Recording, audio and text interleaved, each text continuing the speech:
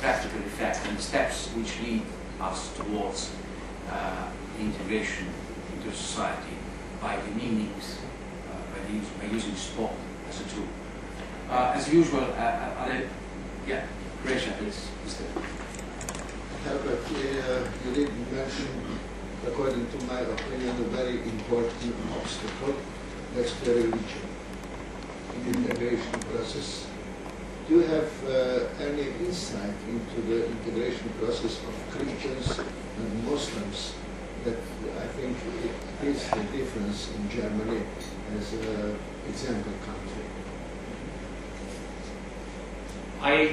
I agree that I didn't mention it here, but before I said that religion, not only religious reasons, but also in general more cultural reasons, are a very important obstacle in this part. And we have some experiences in this. For instance, maybe a little bit historical review. When we started a program on integration through sport, we supported the establishment of clubs, sport clubs, with a special cultural identity. For instance, sport club for Turkish people, for different others. Also, we supported groups which wanted, Muslim groups which wanted to go swim, and we had to make special arrangements for them to go, to close the curtains and different other things. We made the experience that this way was not very good. It leads to more parallel societies, as we call it.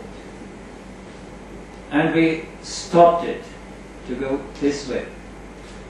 But I have not a special receipt how to deal with this problem. We are aware, but to some extent I think it needs the activity of the migrant himself, what I call it, to try to have a balance between the culture of the uptaking society and on the other hand to keep their own cultural identity. I cannot give a clear answer on this. Thank you very much, both speakers. Any other questions for Professor Hartman? Comments? Indeed, if you recall back 3 years ago, when the European politicians were thinking about introducing the year of intercultural dialogue, the original title was the year of intercultural and interreligious dialogue. But then they saw that the item of religion may be too strong and too complicated and too complex, and they removed the interreligious dialogue and they kept only intercultural dialogue. Mr. I agree. This was a very excellent presentation and systematic. I agree that this was excellent presentation, very systematic. But anyway, I know in Europe there was a group in International Council for Sport, Science and Education. Sport in Leisure was a group 20 years ago and more. I know the men from Germany too. And my question is, Professor, if you compare through this decade and through your presentation, integration through sport in Germany, from that time, you know, Trim Group Sport, till today, how do you explain the situation? I think the main change was that more and more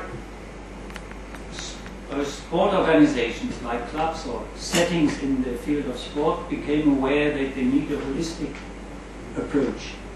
That's the most important change. I have been 2 years ago the chairman of a group who had to judge different projects on the local and regional level on integration through sport. It was very obvious, this kind of change. And I gave you one example from a club in my neighborhood already, but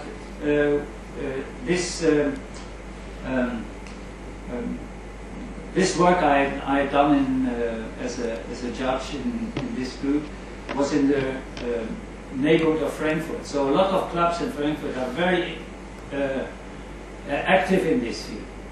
But most of them have now a more holistic view. Not in all aspects, but more holistic. So for instance, to offer language courses. Language is a very crucial point for instance, for Turkish people. It's a big problem in our society. But also to assist them to get a job, for instance.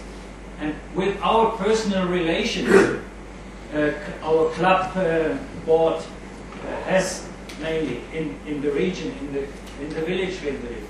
They can do a lot of things in this field. Thank you for the question and the answer. Okay, I see no more hands or applicants for the floor. In this case, we proceed on with the agenda, which brings us to social management in sport for all and intercultural dialogue, which will be presented by our Anthony Locke.